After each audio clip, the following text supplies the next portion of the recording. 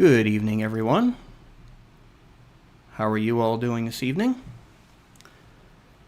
We are live. It is Saturday, March 8th, 2025, 4 p.m. for those of you here on the Eastern time zone in the United States.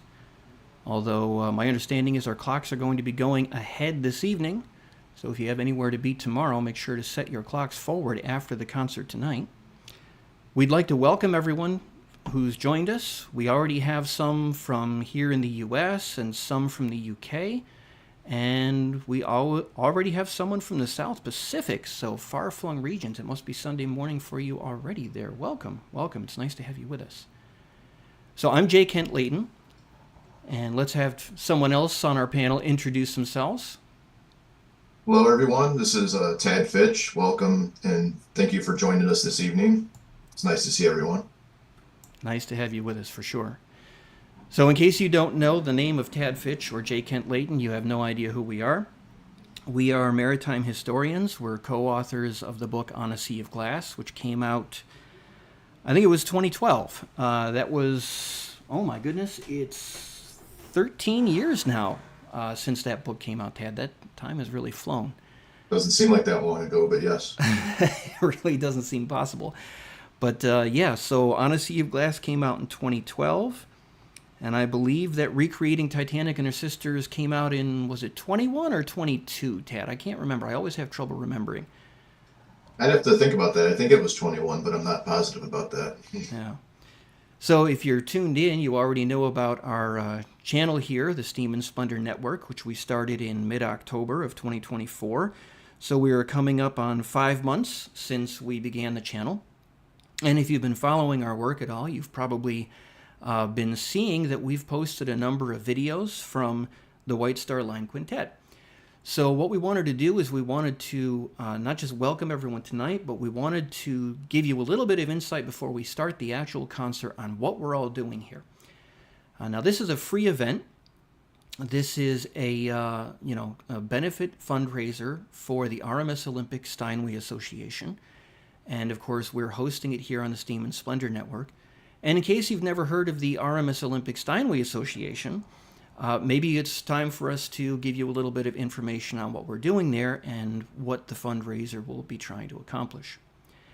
In late 2023, I was approached by a group of individuals who were forming a nonprofit organization. They were going to legally register in Austria, where the president of the association lives, and about half of the board members. And the president of the association, his name is Patrick C. Vita.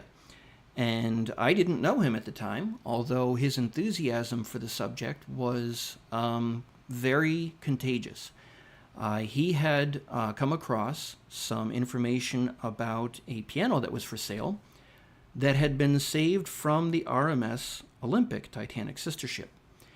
And he was putting this association together as a nonprofit in order to raise the purchase price to buy the piano and to put it on display for the public in a variety of Titanic or maritime-related museums, either in Europe or in the United States or wherever it was good. And they approached me and they asked me if I would like to be a part of their venture. So I looked into their venture a little bit and I talked to them and I found out that they were very serious, that they were doing their diligent footwork on getting the legal paperwork sorted out, and they were really interested in making a success of this, so I said absolutely. And of course, that's when I tapped Tad here, and I told him about the association and what we were doing, and I also talked to our longtime friend and collaborator, Tom Linsky. And Tom put out a wonderful video about what the association was doing, and it got us a lot of publicity, a lot of traction last year. So throughout 2024, we were very, very busy trying to raise the deposit price for the piano. And we are very pleased to let everyone know, I don't know if you saw the video last week on our channel on Saturday, but the association was able to put the deposit down on the piano that will hold it through 2025 so that we can raise the remainder of the purchase price. So this is a huge step forward. We're all very pleased with that. However, we have a long road ahead. The piano's purchase price is 100,000 British pounds, and we've raised about 45,000 euros, I believe is the figure, although Patrick will probably be able to tell us for sure once he joins our stream in a little bit. He'll be joining our panel. So 24 was a very busy year, and toward the end of the year, Patrick had the most incredible idea, because Patrick is a professional musician living in Austria. He actually works in a number of variety of orchestras, and he's performing all the time. He's a wonderful violinist, and he also plays the piano, as you'll find out in a little while. And he had the idea of forming a musical ensemble to perform Titanic-related music that would really bring 1912 and the era of Titanic and Olympics era from the 1920s back to life for many people. And so they put together their first recording at a place called Schloss Puckburg. I hope I'm pronouncing that correctly, and Patrick will correct me if I'm wrong later, which is a castle. It's a very beautiful castle in Austria, not far from where the members of the ensemble live. And they sat down, they had some professional equipment. We have to give a shout out to Hannes, who has done a wonderful job not only recording that first concert, but capturing the audio, mixing the video. They did an absolutely wonderful job. And of course, if you've been following our posts, you'll see that we just released the White Star Line Quintet's first album, An Evening to Remember, which is what this concert event is based on, the title of. And we released that just, I believe it was last Monday. I think it was last Monday, this past Monday, March 3rd. And so that's available on all of the major music streaming services now. And you can go to Apple Music or Spotify or Amazon Music, basically anywhere where you can stream music, and you can stream the first album, which was recorded live at Schloss Puckburg. And we decided, now that our channel is monetized and we can accept super chats, that the best thing to do would be to share the quintet's performance as a single concert event with as many people as we can possibly share it with, draw attention to the work of the quintet and the Steinway Association, and also, if you choose to do any super chat messages during the course of this concert, we're going to be keeping track of those super chats. All of those donations, after YouTube takes its percentage, will be going to the association to help raise the remainder of the purchase price this year. But there's also a benefit for everyone who chooses to donate. The largest single super chat contribution will have the privilege of selecting from 5 different songs that the quintet will perform as an encore on April 14th, 2025. So they are going to be at the new Titanic Museum in Rosenheim, Germany. And if you haven't been there, it hasn't opened yet. They're putting the finishing touches on it. Don't feel bad that you haven't heard of it yet, but we definitely would recommend that you go to this exhibit if you're in that area and you're able to do so. It is going to be absolutely awesome. We have a sneak peek at some of the things going on behind the scenes there. And the actual piano that the association is attempting to preserve, which is the 1912 Steinway from Olympic's a la carte restaurant reception room, that piano is already in Rosenheim, and throughout 2025, the quintet will be performing there on site throughout the year. And on April 14th, 2025, at 2 p.m. Eastern Daylight Time, we will be having on YouTube here on the Steam and Splendor Network, we'll be having a live broadcast from Rosenheim, Germany, if the technology holds out, and you will get to see I believe it's 14 different selections that we chose from for the main concert, and then there will be one encore. And the largest Super Chat donor from today gets to pick from those 5 pieces that we've selected, and you will be able to choose the encore for the anniversary performance on April 14th at 2 p.m. So that will be exciting. Now, yeah, we were looking, the playlist people are going to be very excited about. I mean, going through that earlier today, just knowing who's following our channel and who's been supporting the preservation of the piano, I think people are going to be very jazzed about that. We're excited. Yeah, we're very excited. Yeah, we deliberately chose to go with some favorites, some ones that if you like Titanic era music and maybe you've heard some of the previous albums that have been released about Titanic music from various artists, we deliberately decided to go with a few favorites, a few standards, and a few specific to Titanic's story. But we also selected a few interesting ones that we're not sure everyone will have heard from. So that'll be a nice mix of the old and familiar and the new and exciting, even though these songs are very, very old. So, by all means, if you choose to donate by Super Chat through the concert, we're going to be keeping track of the Super Chat questions, and really all the questions, but especially the Super Chats. We're going to be keeping track of the amounts. And the largest Super Chat contributor will get to pick from those 5 pieces for the encore on April 14th. Now, the 2 runners-up, the 2 next largest single contributions on Super Chat, those contributors will get free copies of the physical CD, An Evening to Remember. It's a special edition CD, and there is a special cover of Nearer My God to Thee on that actually comes with the original sound effects from the 2021 animation. They're rolled in as part of that track, that special edition track. And I got to say, when I listened to it back the first time, it really raised a hair on the back of my neck listening to it like that. So, yes, it is. We're really excited about that. We're excited to interact with everyone here. If you have questions historic, if you have questions musical, if you have questions about the performances or the albums or where you can find them, anything, feel free to interact with us in the chat. We're going to be collecting those questions in the chat as the concert plays, and then we'll be talking with you all afterwards and trying to answer those questions for you. So make sure to stick around to get your questions answered after the concert. Once we start the concert video here, it's going to run from beginning to end without break. So make sure you have your favorite snack, make sure you have your favorite drink, and that you're all set up in your cozy, comfy chair. And the video's about 45 minutes long, and then at the end, we're going to be showing something that no one has ever seen before. It's going to be an encore, but it's really a premiere of an encore, which is something that we've cooked up behind the scenes for you all. So that should be really special. Once the encore is completed and the video has ended, then we will be going live on our microphones and we'll be talking with everyone. And by that point, Patrick will have joined us as part of the panel. That's my understanding. And we will get down to interacting with all of you at that point. So, Tad, is there anything else you can think to add at this point?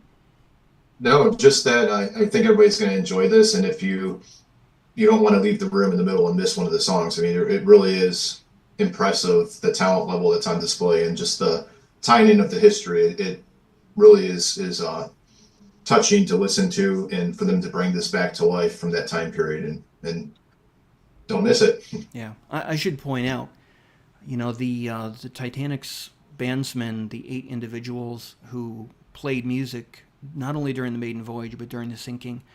One of the quintet's primary goals is to preserve not only the piano that the quintet, the association is trying to purchase and display it publicly for everyone to enjoy and learn from, but we're trying to preserve the history, the memory of those 8 bandsmen.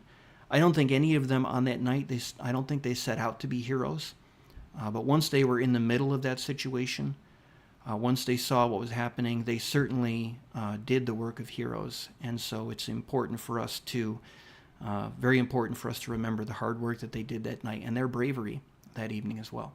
So we're going to start the concert now, and you won't hear from us as hosts. This is just like sitting down at a concert event in a large venue. We're going to run from beginning to end, and we really hope you all enjoy the show. We've really enjoyed bringing you these episodes over the months, and sit back and enjoy the program, ladies and gentlemen. Thank you for joining us. Enjoy. Thank you.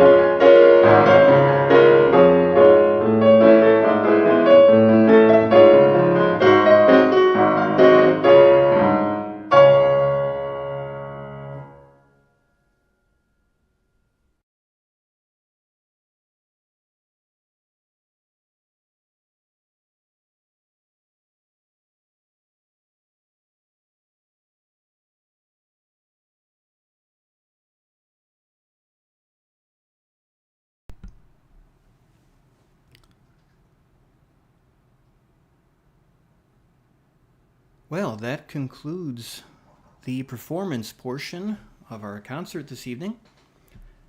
It truly was a little bit of something from another time come back to life, to sit here and listen to those songs straight through.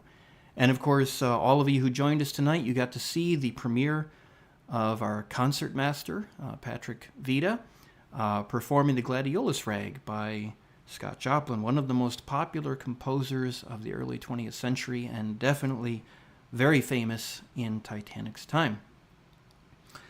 So we have our panel here. Patrick has joined the panel and is able to talk whenever he would like to. We still have Tad Fitch with us on our panel. And we're also joined by Chris Mulholland, who is on the board of directors of the RMS Olympic Steinway Association. So, gentlemen, we have had quite a few contributions to our efforts this evening, and we have a lot of questions as well. And I'm losing my voice, so I'm going to mute my microphone, and perhaps, Patrick, you can say hello to everyone.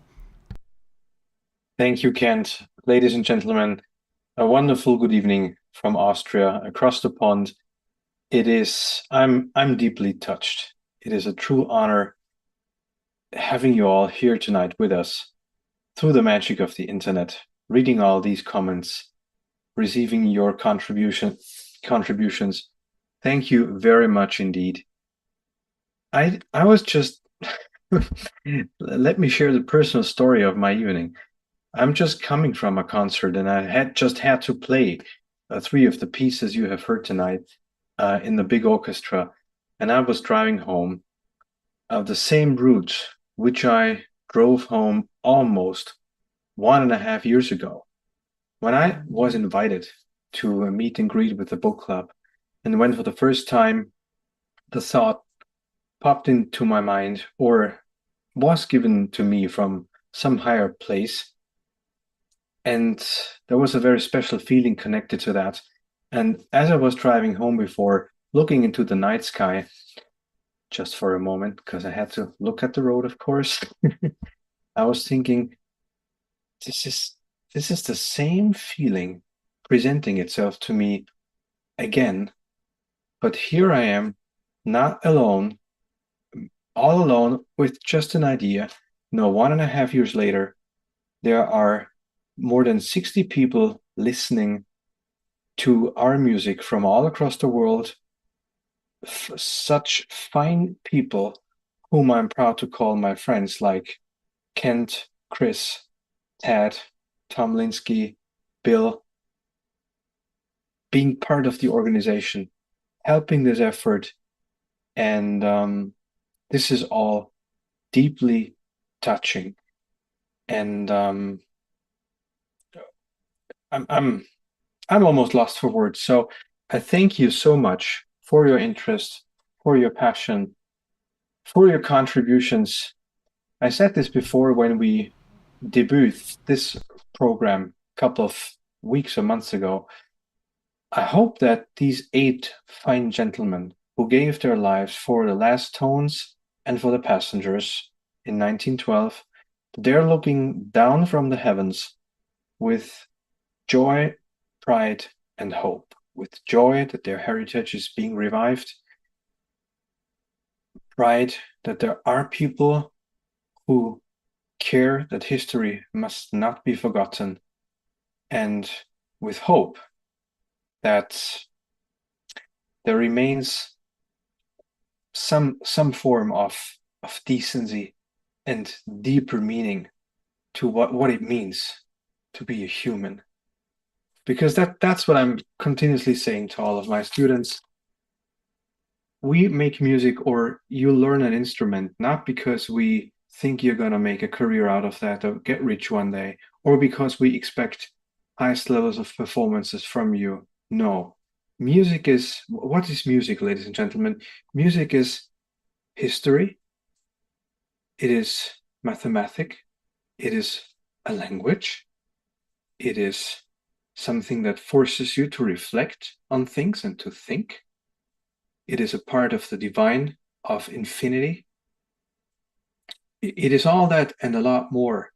And we make music, or you learn an instrument, because it helps you to become more human, to have something, a grasp of the divine, a part of the divine to which you can hold on, and where you can experience, let's say, divine infinity for um, for a little moment, or to some degree.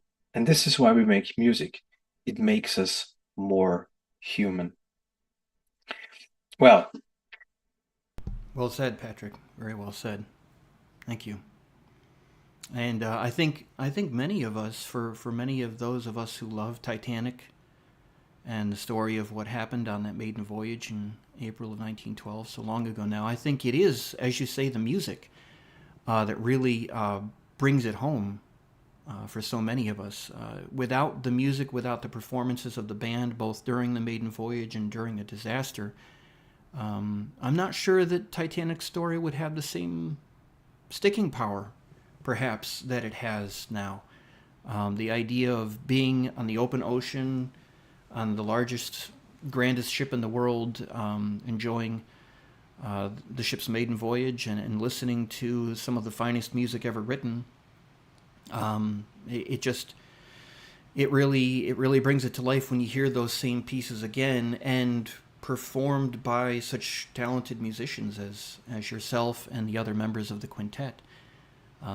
So yeah, it definitely raises the emotions a bit. I'm not sure that's why I had to clear my throat a minute ago, but it definitely is an emotional thing for sure.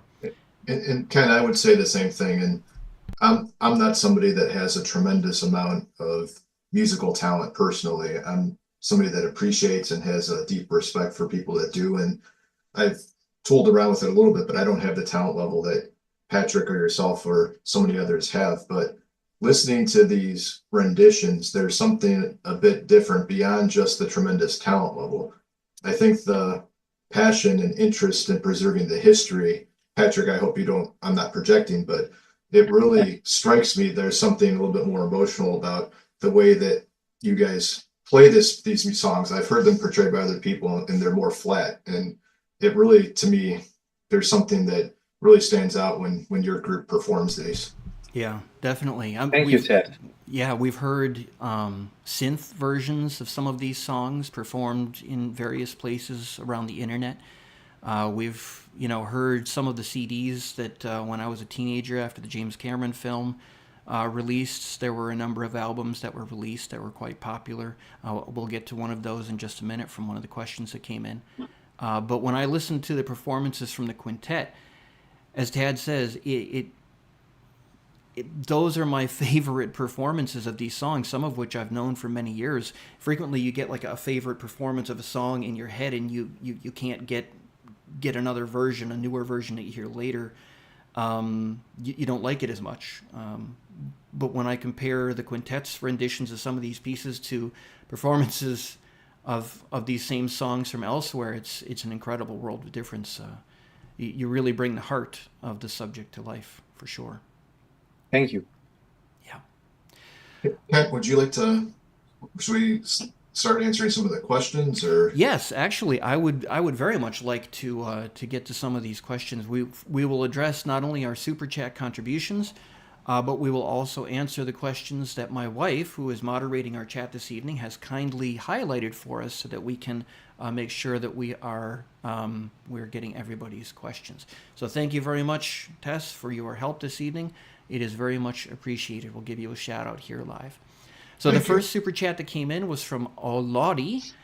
She contributed $20. She says, "I'm happy to donate now and in the future to support the saving of the historic piano for public viewing." Thank you very much, Oladi. I know whenever we do a live stream, we see you in our chat, and we really appreciate the fact that you continue supporting our work month after month, live stream after live stream, and with this super chat for the Piano Association as well. So thank you very much for that.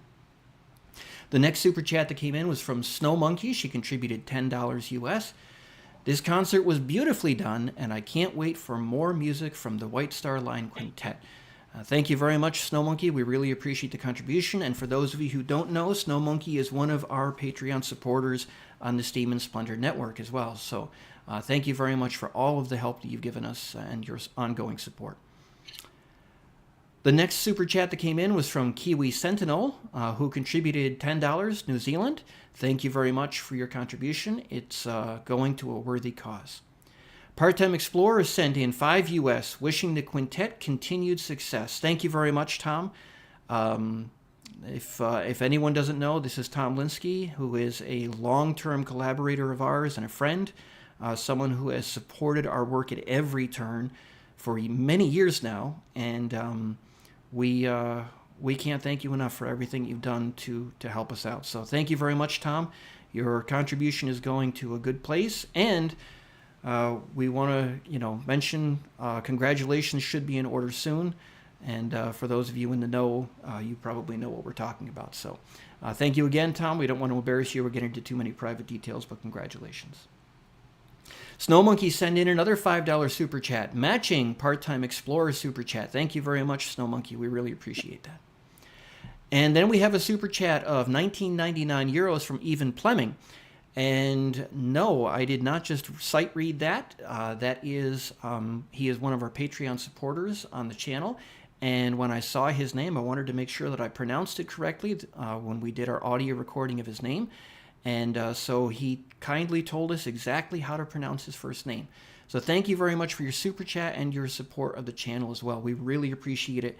And we're so glad to have you here tonight. Thank you. The next super chat came in from the Forgotten Ships, $20 US. You are amazing. Thank you very much to the Forgotten Ships. We really appreciate the support and for the pep talk. It's a lot of hard work behind the scenes, running the channel and doing live streams like this. I think probably a little bit more than I expected when we got things started, but supporters like you really make it all worth it. So thank you. Then we have a super chat come in from Bluebird Nut for $19.12. And that is, of course, a significant number because that's the year Titanic sank. She says an absolute favorite. I believe that was during the Blue Danube. So thank you very much, Bluebird Nut. And Bluebird Nut is, of course, one of our Patreon supporters. So thank you not only for the super chat, but for your support of the channel as well. Then we have a super chat from Oladi for another $5. Thank you very much for adding to the contribution pool for the association. We appreciate it. Then we have $10 US from Shib Army. Fantastic. Thank you. And always remember the three sisters, Titanic forever. We very much agree with those sentiments. And our work, not only on this channel, but through our books, it is our heartfelt desire to make sure that we commemorate and preserve that history as best as we possibly can. So thank you very much for the super chat. Our next super chat comes from Charlotte Zurich, and I haven't practiced that name. Zurich. I hope I'm pronouncing that at least semi-correctly. She sent in $20 US as her super chat. Thank you very much for your support, Charlotte. We really appreciate it. She's one of our patrons as well.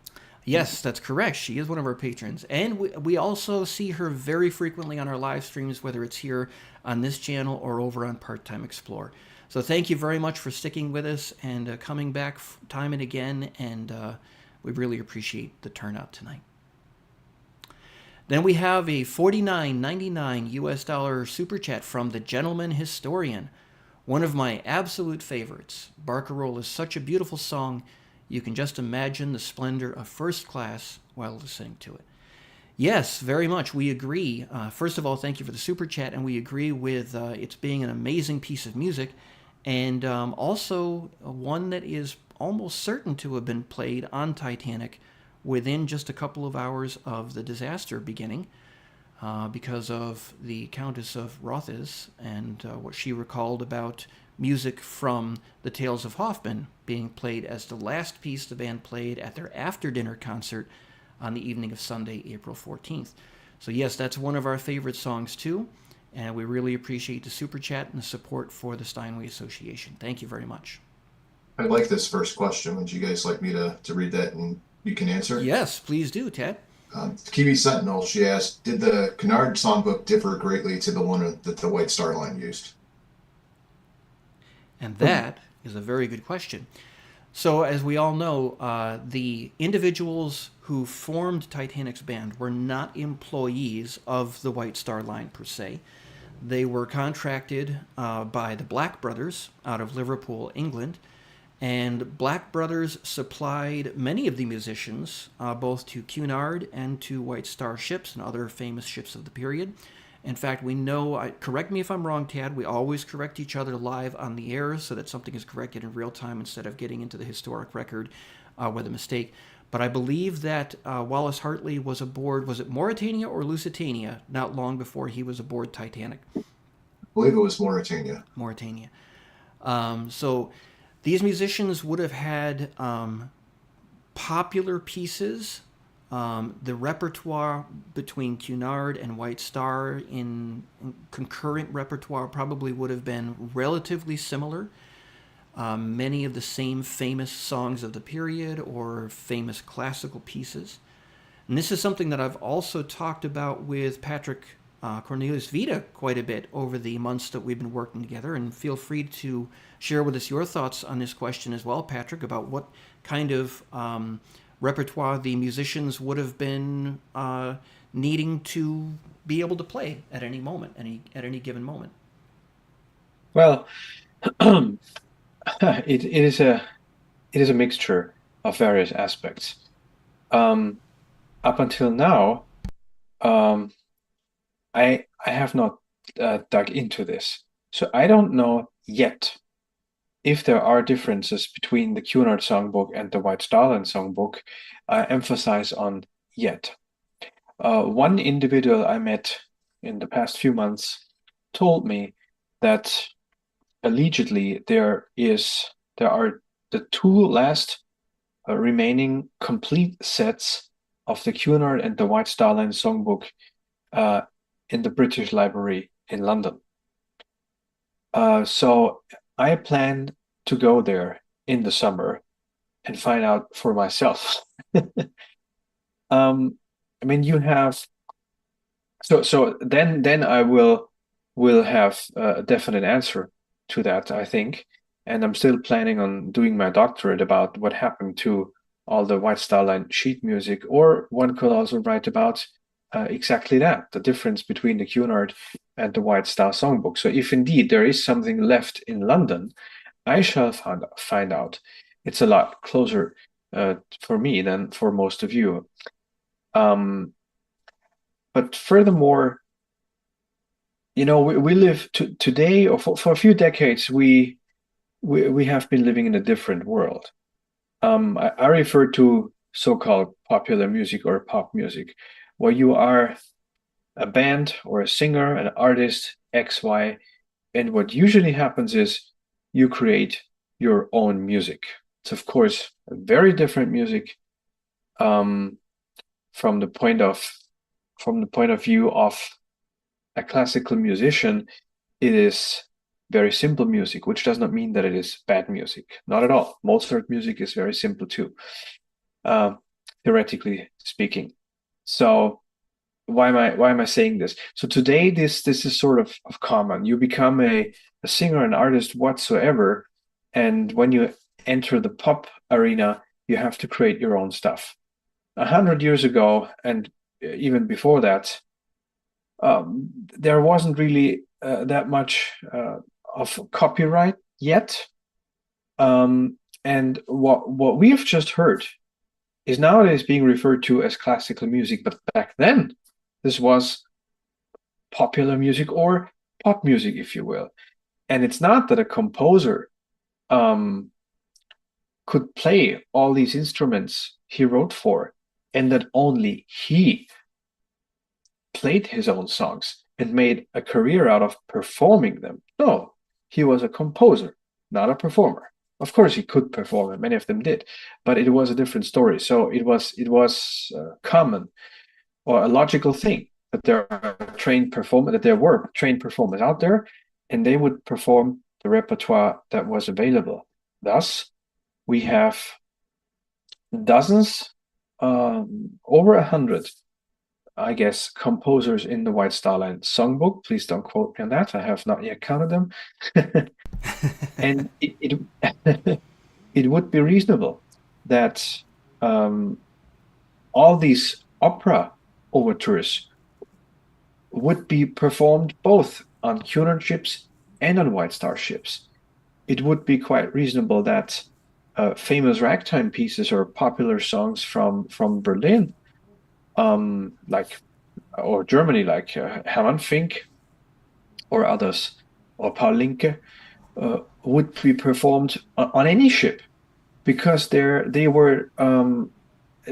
just were well-known hits and people loved them. You have So, certain standards that are popular and would right, tend to be requested on every exactly. voyage. Yeah. So I would estimate, and I absolutely intend to find out, but I would estimate that those two songbooks might have been very similar. They might, however, have had an own distinct touch or taste. But this is just speculation. I'm really trying to Yeah. find out about Yeah. that. Yeah. And I think it's interesting. You and I have talked about how certain pieces these bandsmen would probably have known by heart because Yeah, they were probably so popular, they were requested very often. What was interesting to me is in helping to prepare the set list, not only for the first recording session, but for the second, which is complete, and the third, which is going to be taking place very soon. We'll give some details on that. I actually transcribed White Star Line songbooks from late 1911, one from Olympic, and also one from 1923, I believe it was. Don't quote me, but it was yeah, about 10 years after Titanic sank. it is And, because it's mine. yes, yes. And I was surprised to see how many of the pieces had changed. Much was the same. Probably, I would say about 2/3 of the White Star Line songbook was the same in 23 as it had been in 11. But many of the pieces that we associate with Titanic and this era from 1912 had already been removed from the White Star Line songbook by 1923. And why is that? Well, as you say, it was the popular music of 1912. And popular music does not always stay popular forever. And by the post-war years and the Roaring Twenties, tastes had changed. Jazz music was becoming a big thing, and some of these kind of theatrical pieces, from various operas and whatnot, that were played on Titanic, they were less known by 1923. So it's an interesting thing, not only what Titanic's bandsmen would have known, but also how tastes changed as the years progressed as well. I just would like to add to this. Number one, that musicians knew many of the pieces probably by heart because they were requested so often. It just happened to me. It just happens to me all the time. I mean, we have the beginning of March now. I think I played the Blue Danube 25 times since January 1, including tonight. So if you wake me up at 3 o'clock in the morning, I can play it for you. It's still the same thing with us so-called classical musicians today.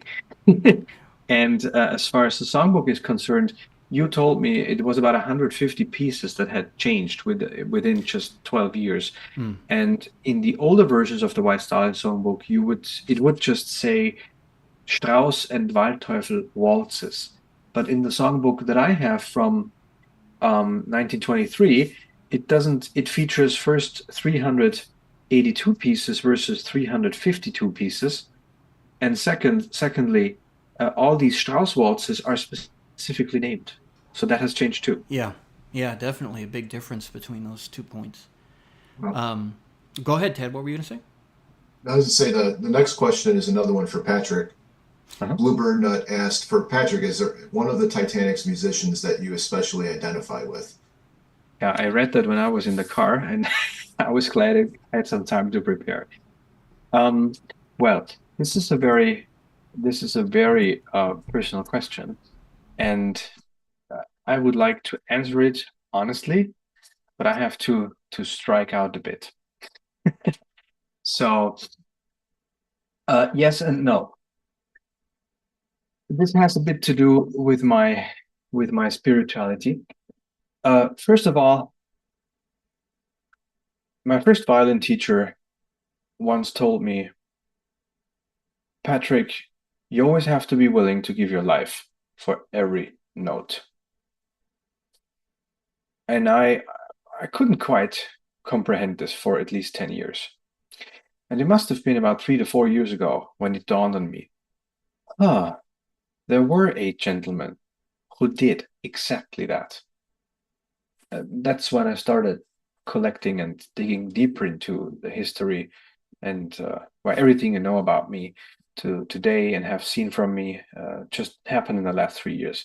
Although I had been a Titanic for 25 years. So I almost gave a hint in the chat, but then I could resist. Well, if I may say, take a look at my name, my full name, including my middle name. There was the musician, the gentleman Percy Cornelius Taylor, who happened to play, or who is mentioned as pianist, and we know that he probably also played the cello. But it is not that I have taken on this middle name. I changed my name only 1.5 years ago. I haven't done that because I identify so much with Percy Cornelius Taylor himself directly. There is a bigger story to that. So one could say I identify with all musicians deeply. I don't know of any colleague, and I know hundreds of them, who would be willing to do anything close to what Titanic's musicians did. Give your life, although you could try to save yourself. Yeah. My well said. mother, my mother always wanted me to name Cornelius, but it just so happened that I turned out as Patrick because of my sister. But this has been floating around for 30 years, ever since I have memory, since I was a small child. And when I read the first book about the musicians, learned all their bios and found out their exact names and everything, Mr. Percy Cornelius Taylor popped up. To be honest, the book fell out of my hands, and and the wheels in my mind started to turn. I had to stop reading for 3 hours, and all I can say is I felt a connection so deep, and there was even a name present that always had a deep meaning for my mother and thus myself. So Percy is a very special link. And I said this has to do with my spirituality. I would like to mention that I do not want to step on anybody's toes. I was raised Catholic, then I changed my dominion. I'm a member of the Anthroposophic Society, which some call spiritual science. You all know what a Waldorf school is. That's where that derives from. This being said, reincarnation is a fact for me. Now, important here is I'm not claiming anything, nothing at all, nothing at all. But the name is quite something important according to ancient sources, something that we do not understand anymore in today's world. So I'm saying nothing, but by finding this link, this name, the connection even deepened, and I just figured it has to do something with me. And so It resonates. it resonates. Yeah. And this was a very important starting point for all of this. I mean, I made that decision before you and I got to know one another, dear Kent. It's a very deep foundation why all of this is coming so deeply directly from my heart. Yeah. And of course, the other interesting thing, Patrick, is when you are performing with the quintet, you, in a sense, are taking on the role of Wallace Hartley, who was the bandmaster and first violinist in the five-man quintet aboard Titanic. So you have kind of an interesting perspective. You have the resonance from the one end of things, and then you have the perspective that you gain as you're performing with the quintet, kind of seeing things from Hartley's perspective as well, which is, awesome. Right, and you all know that I love to play the piano, as you have just seen, although the violin is the major instrument. Theodore William Brayley, his father was Ronald Brayley, who happened to be a well-known spiritualist and clairvoyant, who was a close, I mean, this was popular in those days, much more than it is today. And his father, Ronald Brayley, was a follower and student of William Stead, a clairvoyant whose voyage to New York on the Titanic was announced in the New York Times. He was scheduled to attend the Congress there, but he drowned with the ship, lost his life. That's just another interesting connection because that's just the same. And again, this gentleman was the pianist who played the twin piano of the one we are trying to preserve. So again, there is some resonance. Yeah. Apparently, it has something to do with me. Strong connections, for sure. I just cannot help it. I can do no other, as Martin Luther said. Yeah. Well, So thank- Bluebird Nut asked a very simple question, and look at the in-depth answer that we were able to give. No, thanks for sharing that personal answer. Yeah, we really Thank appreciate you all. that, Patrick. Thank you. I just wanted to be honest. Yes. Otherwise, there would be a point to it. Yes, absolutely. So wonderful. Okay, well, let's move on to the next question that we have from Oladi. Something I've heard is that part of a piano's upkeep is playing them. They shouldn't sit alone too long. Do you plan to use Olympics piano to record some White Star Line Quintet albums if possible? So I will take the first part of this, Patrick, and then I will Yes. toss the second half to you. Oh, This is a- yes. I this is a can't fun wait to question. answer it. The simple fact of the matter is that I am a piano tuner and technician myself. When I'm not tuning pianos and testing them out, I am working to restore them in our family business. We're constantly working on installing player systems and fixing old pneumatic player systems, and we're taking pianos from Titanic's time and we're bringing them back to life. And it really is an amazing line of work to be in. And of course, that connects me strongly with the musical end of Titanic's story as well. But when you say that you've heard that part of a piano's upkeep is playing them, that they shouldn't sit alone too long, you are 100% correct. When I go to tune a piano in a customer's home, I can almost always, about 95% of the time, if I sit down at the piano and I start my tuning, I can tell if the piano has not been played regularly since the last time I was there.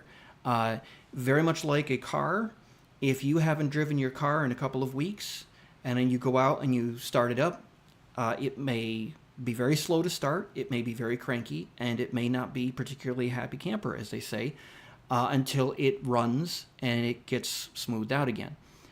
So with a piano, it is important to play a piano regularly.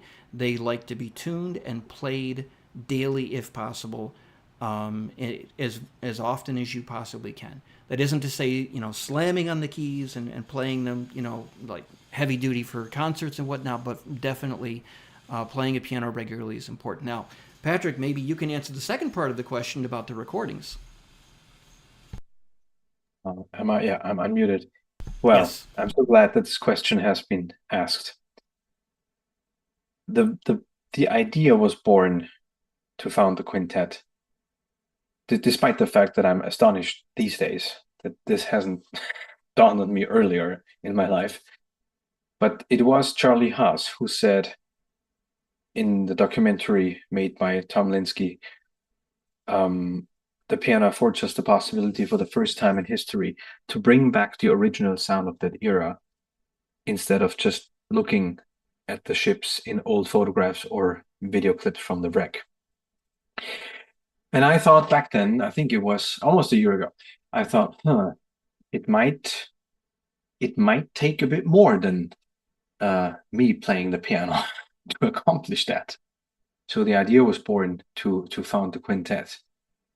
And as you all know, our association has scored a big one.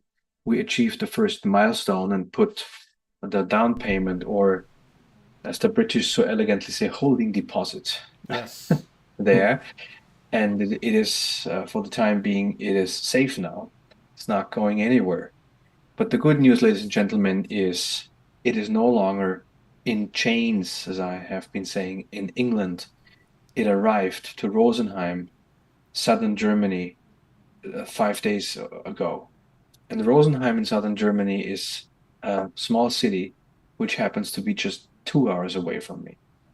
So in 22, I drove 800 kilometers, so 650 miles to see it for the first time. In 23, I took a plane from Vienna to Manchester, flew to England just to see it again. And 1.5 years later, the piano, if I may say, with a lot of humility, has come to me. When I learned about this in July, that the owner had agreed to lend the piano for 1 year to that exhibition. And back then I said to my colleagues, guys, ladies and gentlemen, we have to found a quintet now. We have to create our first recording now so that the GM of the exhibit knows whom he's dealing or she's dealing with. That was back in August. And now I'm happy to announce that, we have shared some pictures. They have recreated to some degree the nook of the a la carte restaurant of Olympic on her maiden voyage. The piano now sits there for 1 year. In fact, I will see the piano again together with the quintet this Wednesday. This exhibit in Rosenheim will feature 300 artifacts from collectors all around the world. It is thanks to Günther Bäbler from the Swiss Titanic Association. He has convinced the owner to lend the piano, to bring it here in a museal environment. And in fact, we have already scheduled 4 concerts with the piano, the quintet together with the piano. It will be this Wednesday. We play at the opening ceremony of the exhibition with 300 guests, VIPs, including the mayor, the governor of Bavaria. A memorial concert to commemorate the sinking on April 14, and 2 more concerts in May for the German and the Swiss Titanic Associations. 4 concerts, and I just negotiated 8 more concerts with the exhibit, plus recordings. So there is a fantastic story behind this, and to me it all seems like a complete miracle. I would have to sit down if I weren't sitting right now. So yes, ladies and gentlemen, in March, you will hear the first recording of the quintet performing together with Olympics piano. And with all these concerts we have already scheduled, we will basically re-record all the pieces from the 2 albums. We re-record it with Olympics piano. And since it will sit in Rosenheim so close to me for 10 further months, we plan at least 4 recording sessions in this calendar year, and it will all be with Olympics piano. You have seen nothing yet. I would agree. I would agree with that assessment. They haven't seen anything yet. And this, in closing, on Wednesday, we will make history, because for the first time in at least 90 years, original repertoire with an original lineup will be performed with the last original piano. Which is an incredible thought. I know so many of these instruments have disappeared into private collections where people can't appreciate them, and yet this one is there on display now through this year, and then hopefully through the association we will be able to do that permanently with various Titanic and maritime museums around the world. You were going to say something, Tad? Yes, and this is, without giving anything away, hopefully, the next question that Ivan had asked was, I'd love to know if there's an outside chance of the quintet playing Melody in F by Rubinstein. And that kind of... with pleasure. Ken, let's put it down. We always appreciate the suggestions to add to our list of possible numbers for the repertoire. Yeah. So let's move on to our next super chat. That was from Oladi for $25 US. Thank you again for this event and all you do for the love of history. Yes, for the love of history. That's why we do this. We genuinely are trying to preserve that history, and we love to share it with all of you. This next question's a loaded one, Ken. Yes. This is a good question. Now, Nate Harris asks, I'll preface with, I mean absolutely nothing negative toward the 2021 animation, but is there a chance of an updated animation in the future? I noticed the ship model used recently has much more detail. Well, that's a keen eye, Nate. Thank you very much for the question and the comment and the compliment. The 2021 animation that Nate is referring to is the live stream animation that we did on YouTube channel Part-Time Explorer for the April 14th, 2021 live stream. And we've used that same animation in the years since, so 21, 22, 23, and 24. And to answer your question, yes, there's a chance of an updated animation in the future. But as Tad also said, we can't give too much away at this time also. So here it is, March 8th. We have another month before we do our live stream for 2025. And is there a chance it'll be available for 25? I'm going to be maddeningly cryptic, and I'm going to say there's a chance. And we'll leave it at that. However, I will say something incredible that you pointed out is the animation model that you've all been seeing in recent months on our channel. We have entered into a partnership with someone that I personally would consider probably one of the best modelers who's ever done a Titanic model ever. I agree. Yeah. I agree with that. And I hope I'm not butchering his name. His name is Vasily Ristovic. And I hope I'm emphasizing that properly.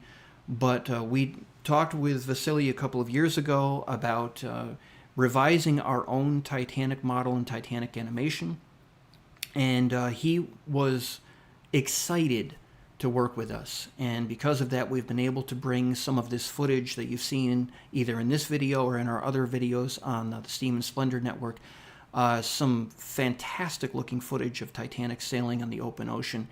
And we're very pleased to share that all with you. And we do have a lot more coming down the works. The only thing I will say is we appreciate your patience as well, because our crew at HFX has been working hard to finish up Lusitania, the Greyhound's Wake, the virtual museum experience. And it has been an incredible story trying to finish that up and get that out so that everyone can enjoy Lusitania's history. It was slowed down because of all the work that we had to do for volumes 1 and 2 of Lusitania, an Illustrated Biography. We had so many different configurations of Lusitania between 1907 and 1915, and all of it had to be done correctly for each image that was chosen in volume 1.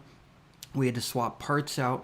We had to upgrade older model parts that no longer were up to our standards. We had to replace all of those with some of the finer pieces that were coming in from some of the other models that are associated with our team. And it's been a project, but our team only has so much horsepower. So in the interim, we've been using the 21 animation, and we've been letting out little dribs and drabs of some of the stuff that we're working with for the future. But we appreciate your patience as we continue to work on this. We have a lot of cool stuff coming down the pipes in the future. You want to add anything to that, Tad, or does that sound about right to you? No, just that we're grateful for the interest, and I thought that was a very good question, and we're excited for some of the things that are coming down the road. So just stay tuned to what we're posting on the channel, what we're working on, and hopefully there'll be some surprises along the way as well. Yeah, so we have to give a shout out not only to Vasily for building the original model, but for Levi Rourke and Tom Linsky and for Alex Mahler, who were able to take the model and turn it into something that we could use in animations. It was an incredible thing to watch play out. So thank you all for all of your hard work already and the hard work that you're going to put into things moving forward. This next question, if you don't mind, I was going to ask, and then much to my regret, I have to go after this one, so I wanted to thank everybody that's tuned in tonight, but I thought this is an excellent question, and I'm going to sit back and listen to the answer, and then I'll bid everybody a good evening, and thank you again for your support and for joining in. It means a lot to all of us, and it's going a long way to help preserve this piano. So Snow Monkey asks, how did the White Star Line Quintet become the White Star Line Quintet? How did you all find each other? Well, the musicians are, of course, all either very good colleagues or friends. I mean, part of the story is that I play first violin in a full-time orchestra. That's my main job, if you will. And I have been playing salon music for the last 10 years, 2 concerts a week. in a formation just without a double bass. That was part of the decision making and of finding myself within this. And with this piano quartet, so I created a network of musicians. When it was time to found the quintet, the funny thing is the name. When we decided we need to found a quintet, we had to come up with a name. And I really couldn't come up with one. RMS Olympic Steinway Association, that was my idea, yes. But I admit, the White Star Line Quintet was not. I had already dug deep and read a lot about White Star Line music, and 8,000 musicians were hired during the history by the Black Brothers. So we sat together. It's just a side to the question, if you don't mind. And I was just speculating, thinking out loud, like, is it going to be the RMS Olympic Steinway Orchestra, or the a la carte ensemble, or the Olympic, the piano, the what? And I have a very good friend, Florian, who is one of our board members. He plays the cello, and we were sitting together. He was having a beer, sitting there, totally relaxed. And he looked at me. He said, we are gonna play White Star Line music, isn't it? Huh? I'm now faking this Austrian accent. It's my White Star Line music, isn't it? Huh? I said, well, yes, Florian. And taking a sip from his beer. Oh, mei, White Star Line Quintet heute, ne? we all almost fell off our chairs. So simple. But he was so goddamn right. Because, so simple, of course, and so appropriate. So when I had to choose whom to pick, I picked the pianist whom I had been playing with for 5 years on a regular basis, Jesselyn. The same goes for cello, Beatrice. We had been playing for more than 5 years regularly together. And Florian, who unfortunately has had a severe accident. That's why he couldn't play. And it all started with Beatrice. Then I had to pick a second violin. It's a person, Bernhard, who became a good friend of mine over the last 3 years. In fact, he took lessons with me because he auditioned for our orchestra. So here in my home, I heard him perform at his highest level, and I tried to help him to tweak things here and there for the audition. So I knew exactly how he played, who he was, and I figured the chemistry was right. And then came the difficult part of finding a double bass, because there aren't so many of them. Mm-hmm. And I just remembered, I mean, I have known Barbara, I think, for almost 20 years. And I remembered her because of the very quality that all of you have come to admire. Her smile, happiness, and energy. It is contagious. You can, when you watch this contagious. Performance, you can see the drive that she has and the joy that she has in these performances, and how it really infects the other members of the ensemble, and it really it's like the beating heart of the group. I almost want to say, yeah. I before the founding of the quintet, I played with her, I think, back in 2014. I hadn't seen her for 10 years, but it was an instant feeling of my gut. And my mind, my thinking confirmed that. That's how I do things. When I have a feeling, the thinking has to confirm that. Otherwise, it's not right. Yes. I called her. She picked up. Patrick, what are you? What not talking a long time? And the sun was shining through the phone into my ear. Yeah. And I just told her the story. I just summed everything up in half an hour, and I would cordially invite you, Barbara, to join this new idea, this vision of recreating and revitalizing the heritage and so forth and so on.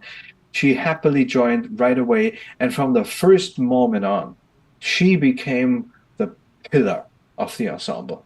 Really, the beating heart. It is unbelievable how much energy, enthusiasm, empathy, and everything she brings to the group. Yeah.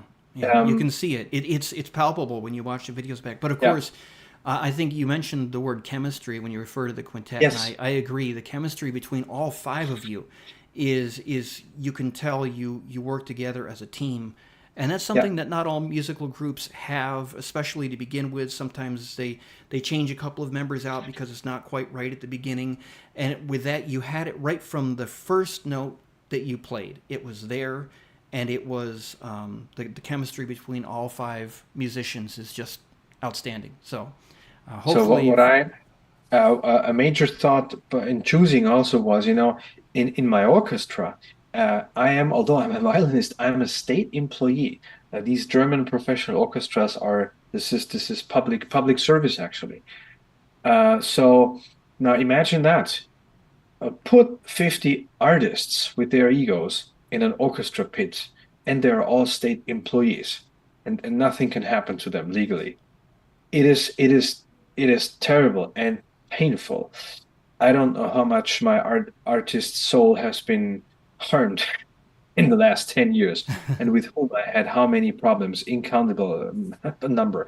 So when I chose whom I would like to approach for founding the quintet, I thought about two simple things. A, whom do I know that delivers the quality? And B, with whom do I have the most perfect chemistry? Um, these I had to ask these two questions, and then everyone agreed.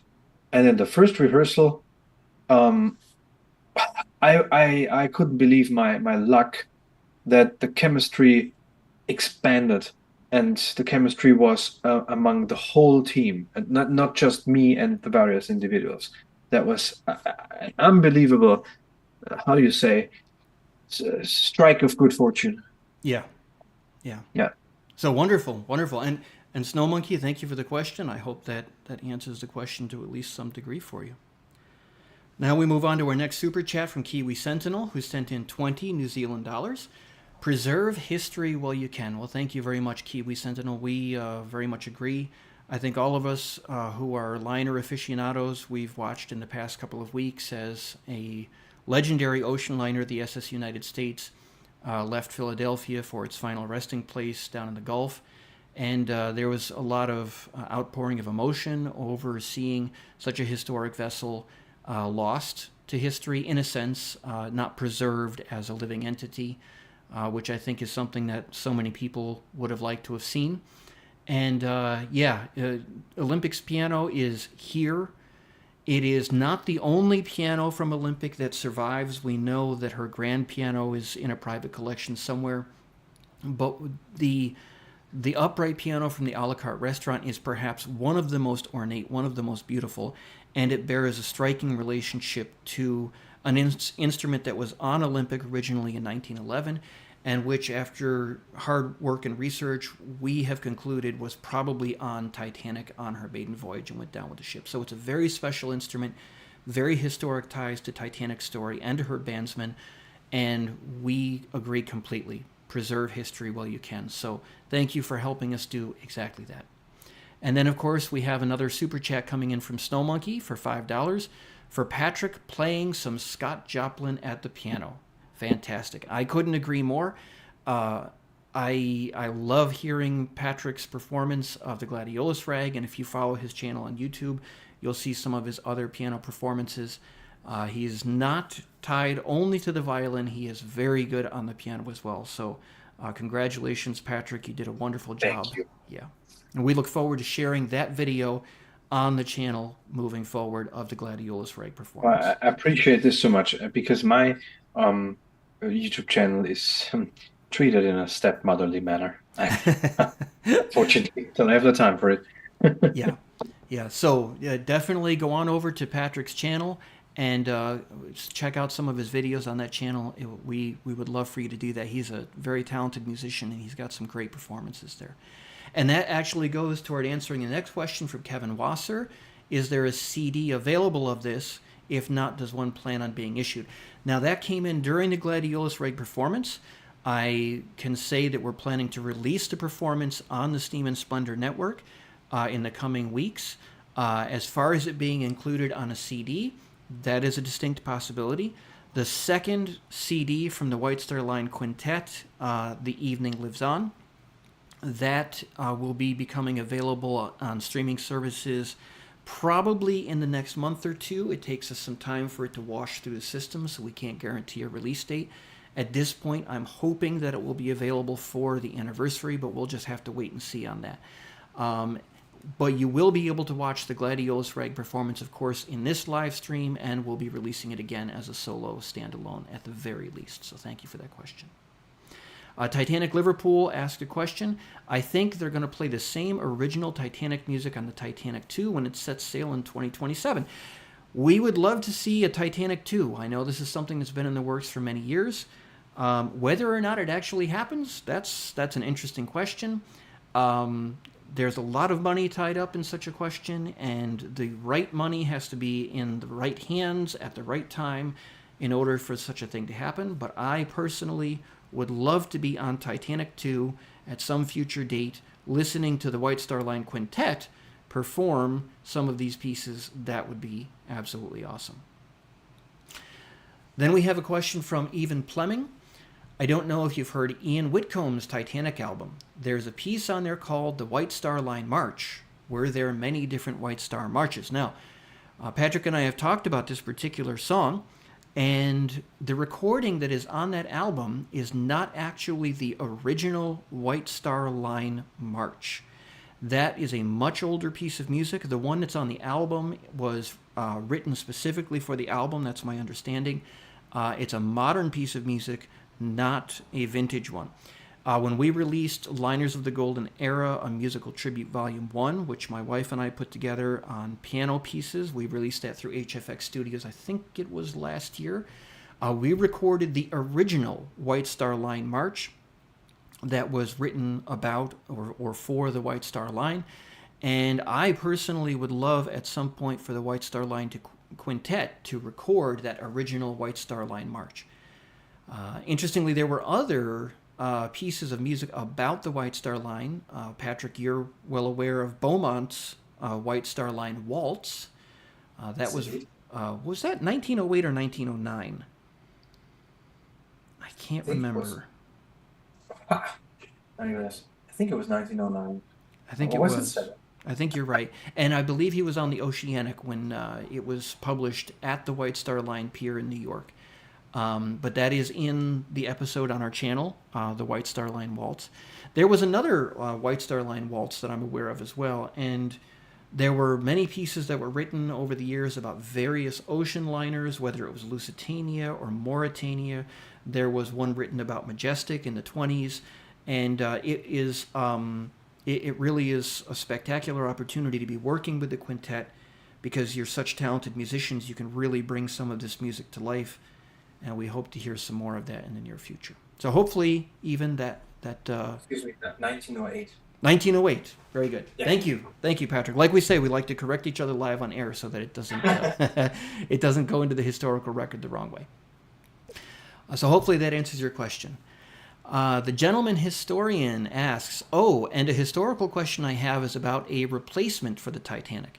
I've heard that there were plans to build a smaller sibling to the Olympians before the Great War, or is that rumors? Well, this gets into something I would like to do my homework on this before I get back to you. There was another liner that was laid out on the Harlan and Wolff slipways. And Mark Chirnside on his website, I can't recommend Mark Chirnside's work and his research enough. Mark Chirnside did some research on this smaller liner that was actually laid out on a slipway at Harlan and Wolff, and construction stopped during the war, and it was later demolished, and it wasn't actually built. However, an interesting thing that very few people know is that there was a smaller sibling of sorts to the Olympic class, and that was the Staten Dam, which was constructed for the Holland America line. And it was later renamed the Justicia, and it was very much an original Olympic Titanic design without the later side plating and watertight compartment strengthening that Olympic featured after the Titanic disaster. And it was about the size of the Lusitania, and it was sunk during World War I. And you can find out more about that in Tad Fitch's and Mike Poirier's book Into the Danger Zone, and it's referred to also in our book Lusitania, an illustrated biography. So Harland and Wolff clearly had patterns and various designs that they used, and they tended to repeat those designs and build on them and expand on them. So there was a rather unknown sibling, not for the White Star Line, but very much related to Olympic, Titanic, and Britannic. Snow Monkey sends another super chat of $5. Bravo. Thank you very much, Snow Monkey. We appreciate all of the positive feedback and energy that we have here. Into the Danger Zone asks, do we know musicians preferred one shipping company over others? For example, did they prefer White Star Line over Cunard? That's a very good question. I have never read an opinion of whether one shipping line was better than another coming from one of those period musicians. Have you ever seen anything like that, Patrick? Not really. The books don't really talk about this. I mean, as far as Darren Ward from Cole might know more about this because he has written a book about Wallace Hartley himself. I'm about to receive it, but it was mentioned in Steve Turner's book that there were many details mentioned about Wallace Hartley's previous occupations on the Lusitania and the Mauretania. He was second violin on the Lusitania and then was promoted to bandmaster on the Mauretania. Or was it vice versa? I would have to look it up. However, if you think, he performed at the Collins's Cafe in Leeds, and the hall still exists. I think today it's a hotel or a shopping center, and there you have a dome in there, which is very similar to what we had on the Olympic class ships, and the balcony on which the musicians sat and from which they performed. And I could imagine that the acoustics in the first class dining saloon on the Mauretania and the Lusitania, 2 decks high with a dome on top of it, this must have been wonderful for them to perform. Whilst the first class dining room on Titanic and Olympic, or the D-deck reception area, acoustics could have been quite difficult and dry, in fact. Yeah. You had all these carpets, you had all this linoleum, but the deck was just the room was more or less narrow. You had nothing where the sound could evolve into, So I would actually estimate, this is speculation, that as a violinist, I would enjoy probably Lusitania's dining room much more than the D-deck reception area on Titanic, acoustic-wise. That's an artistic matter on which I'm speculating. Yeah, I think that's one of the interesting things when you guys recorded at Schloss Puckburg. Just the previous April, Tad and Bill and myself, we had done our live stream from the replica of the Grand Staircase at the Pigeon Forge Titanic Museum. And one of the things, it's difficult when the place is full of tourists coming through and touring the museum.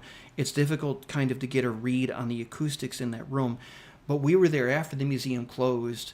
We had the room all to ourselves. And even though the entrance room itself is smaller than the entrance on Olympic and Titanic, that was that 2-deck area there between the boat deck and A deck below, the acoustics were very similar to what was in that entrance. And the echo, the way the notes would breathe if you were performing music there, was a really interesting thing to think about, because you would just get this, it breathes as you perform. But if you go down 4 decks and you're down on D deck in that reception room, it's a very large room, but as you say, it's carpeted, and it probably would have been a very dry recording environment. And I think there's something to be said for that interesting sense of space that you get in an acoustic condition like Schloss Puckburg or the first class entrance where they were known to have played while the ship sank. Of course, personal preference, but I just would like to add more in regards to the question.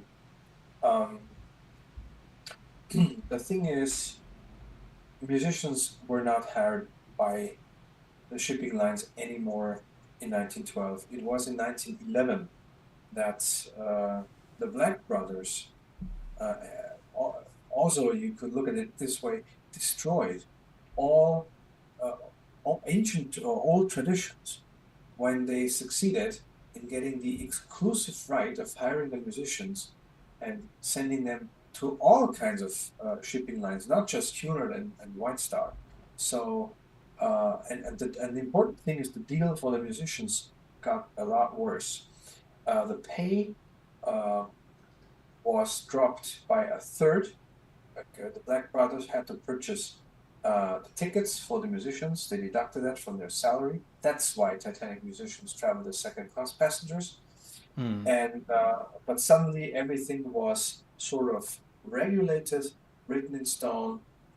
Contracts were issued by the Black Brothers. So the United Musicians Union in England went both to ISME and to the Cunard Line to complain how the conditions suddenly had gotten worse for their musicians. And ISME didn't care, neither did Cunard. So you also couldn't say from an economical standpoint that if musicians preferred a Cunard or a White Star ship, because as soon as the Black Brothers had the monopoly of this business, the deal worsened for all musicians, regardless of which ship they would sail. It was very much, if they had a complaint, their employer was not Cunard or White Star, it was the Black Brothers, and basically take it up with them. So that's a very interesting question. We know that, as you said, the Titanic's musicians were all second-class passengers, but of course, second-class accommodations on Titanic were nothing to, they were no slouch by any stretch of the imagination either. So perhaps they would have had a favorite ship. We do know that some of these musicians were very excited to be transferring to Titanic, the newest, largest ship in the world, and there was a certain prestige that came with that. So hopefully, Into the Danger Zone, that answers your question. And now let's move on to the next question. And Patrick, I think this is going to be a good one for you. This is from Ethan Fleming. Is it true that the phrase "a musical number" originates from this era because the songs were numbered in the songbooks, like Cunard and White Star?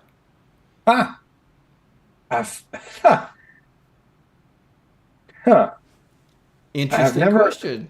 I've never heard that. I have never thought about it.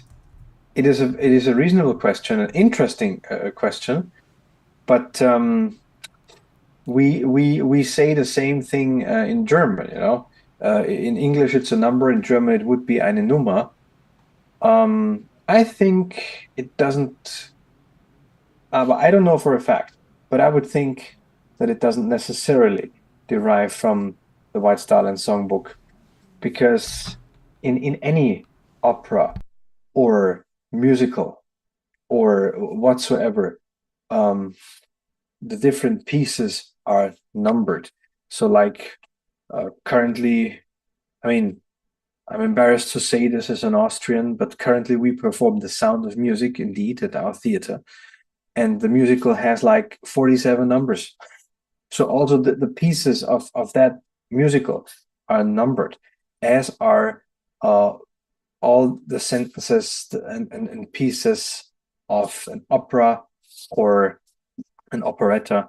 I have always looked at it as a more general approach, which fits everywhere. But it's interesting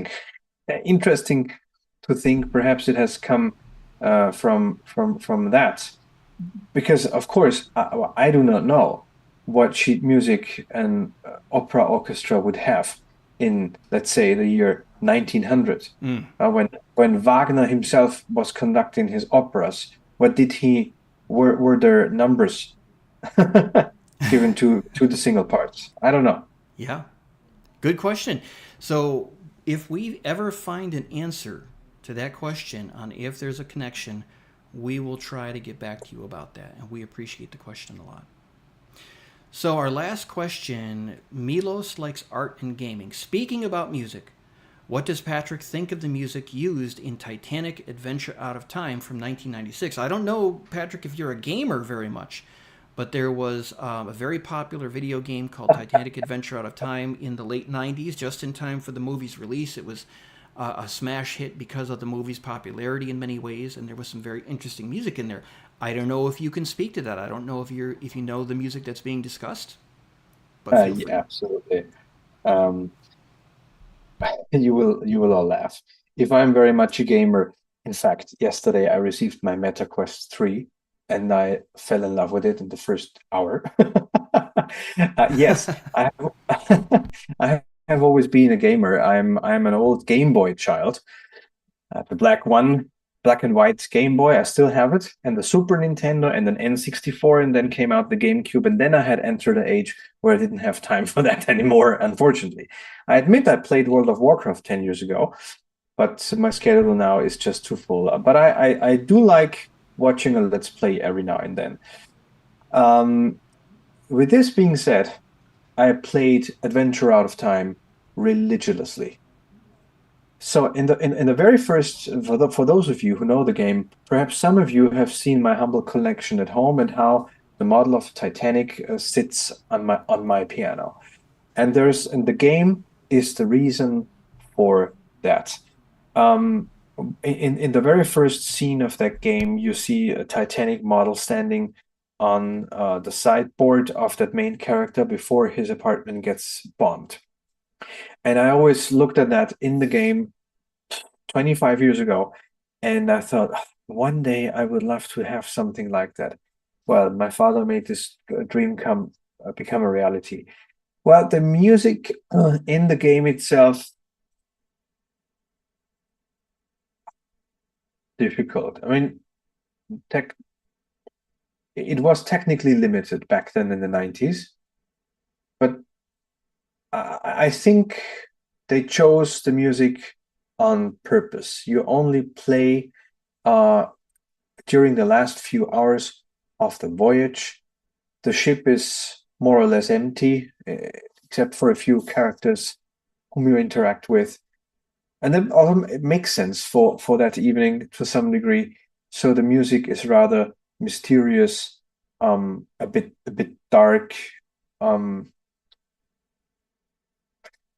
Yeah, I would love to see it in a different setting, not just the night of the sinking, and with happier music. Even though there were technical limitations, they could have chosen a different music. So, but I don't mean any of this in a negative way. So I think the music has been chosen on purpose. I think some of it is fitting. You could have chosen other pieces. When I hear it, it brings back magical memories from my teens. Yeah, same here. Same here. It's not something I would listen to all day long in my car, but it was chosen on purpose for the setting and for the time during the voyage when the setting took place. Yeah. It makes sense. It does. And it works in the game. It really does. Right, yeah. Yeah. I like it. It's fitting. I don't love it that much that I would listen to it. Yeah. The music itself. Wonderful. Wonderful. Yeah. Okay, so let's move on to the next super chat that just came in. It's from Bill Wormstead.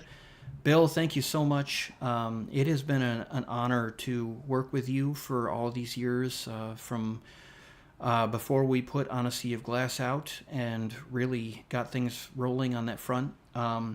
And it's been a pleasure to work with you even up until this very day. We're working on the 4th edition updates for On a Sea of Glass, which someone asked about earlier, and you are not going to believe it when we're done and it releases. It's going to be an entirely new ball of wax. So, Bill, thank you very much for your support. It's very much appreciated, and it's been an honor to work with you and a pleasure as well.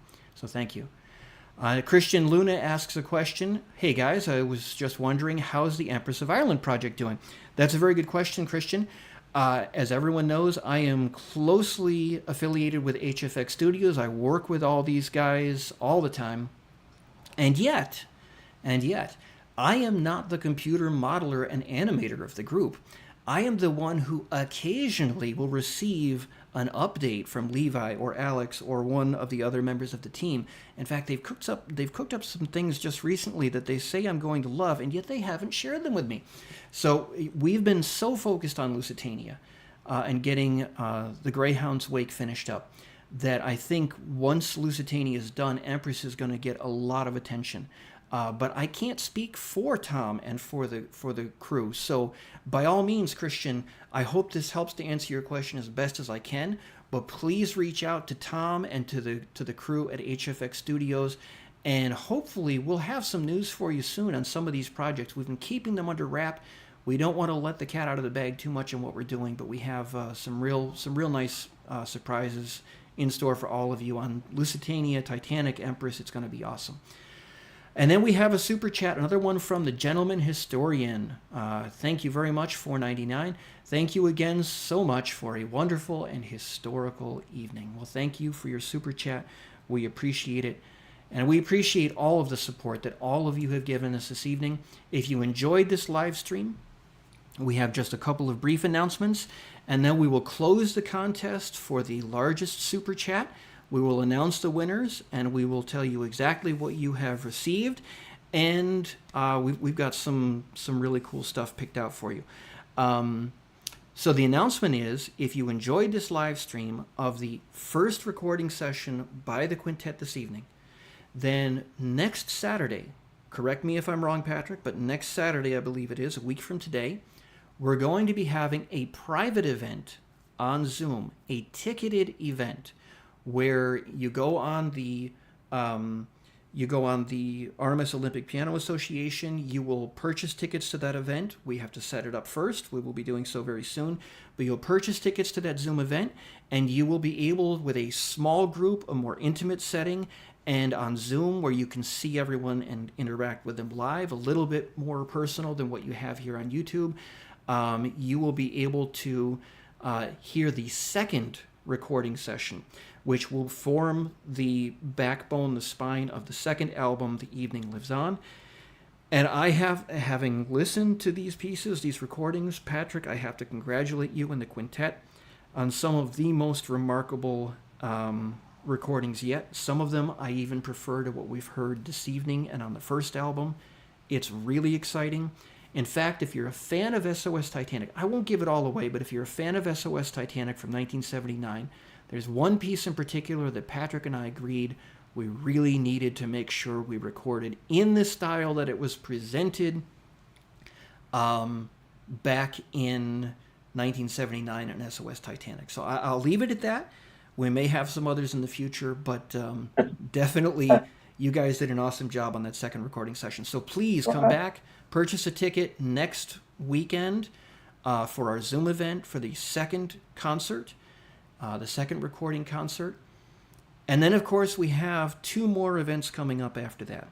May I interrupt? Yes, absolutely, Patrick. Go ahead. Forgive me, my friend, but I'm actually tempted to reveal a bit more, because I really would like the ladies and gentlemen who are with us tonight to join us next weekend too. Yes. I mean, I really would like to name what you're about to hear and what will premiere next weekend. Ken just talked about the Elite Syncopations version of SOS Titanic. Check out the scene. You find it on YouTube where the musicians enter the grand staircase. There's a special arrangement of Elite Syncopations, which has never existed in full. And we worked with a few composers over here. That arrangement in that bouncy, lively style was completed and redone for us. It has never existed in full. You will hear pieces next week, which we all know and love and haven't heard reinterpreted in a long time, such as Waltz September, The Wedding Dance, Estudiantina, Vision of Salome, Sphinx, Chant sans parole, and one of the most famous waltzes, Gold and Silver, another beautiful piece, Deux à Deux, which has never been recorded. That's first time ever recorded. And of course, we recorded all of this on a Steinway Model A restored from 1903, which has this very distinct sound of the Gilded Age, which fits beautifully with the quintet. And, well, we shall have a dance next Wednesday with the most beautiful piano of the ship, I am tempted to say. So on the second album, next weekend, you can hear the song that was, as legend wants to have it, played for the most beautiful woman on the ship. Oh, you beautiful doll. Um, Yes, absolutely. I just wanted to let the audience know, forgive me, I really want you to hear this. This is gonna be, it really tops quite a few things off of the compared to the first recording, including, well, all the gizmos our media technician used. I'm Yes. unbelievably happy with the second recording. You don't want to miss it. And I have to say again, I mentioned this before our concert, but I have to say again, we have to give Hannes a special shout out and thank you for all of his work, not just in capturing the performance of the quintet, but also for editing the audio and putting it together with the video. I know you and he worked together very closely on that, and we really appreciate everything that he's put into this adventure as well. We could not have done it without him.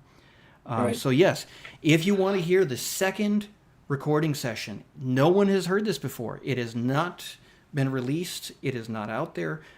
Please join us on Zoom, and of course, remember all of the ticket prices will benefit raising the price for purchasing Olympics piano.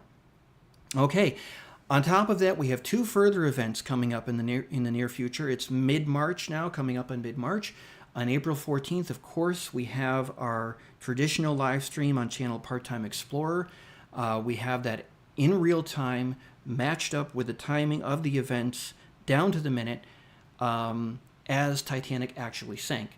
However, this year, because of our good fortune, I would probably say, of being involved with Patrick and the quintet, we have decided to have a special concert event live on YouTube earlier in the day on April 14th, because we know that the time that Titanic sank is very inconvenient for many to attend live and in person. So we reasoned that if we did something earlier in the day, those individuals for whom it would either be very, very late or ridiculously early, you could attend an anniversary memorial event that celebrated the music that was played on Titanic and from her time, and the bravery of her musicians and how they sacrificed their own lives trying to calm so many others as the ship sank. And that will be broadcast earlier in the day on April 14th. I believe we've set 2 p.m. Eastern Daylight Time as our time for that, but we'll be giving some more information out on that. And we'll be doing that at 2 p.m. on April 14th, followed by our traditional live stream on channel Part-Time Explorer. Now, at this point, we have one more question from Jake Retigliano. How was progress in Lusitania? I do hope that I answered that question already. If not, you can listen to the playback. And you can also stay tuned, because I know that the guys over at HFX, our modelers and our animators, they've got some really cool stuff and updates coming down the line. It's going to be awesome. So thank you for asking, Jake. Thank you for your enthusiasm and your interest. We know you've been patiently waiting for this game for a long time, and we can't wait to share more updates and details with you as we move forward. Now, at this point, I have a question to ask all of our intrepid viewers who are still with us live. We have a conundrum that we want to present to you, and I want you to make the decision for us.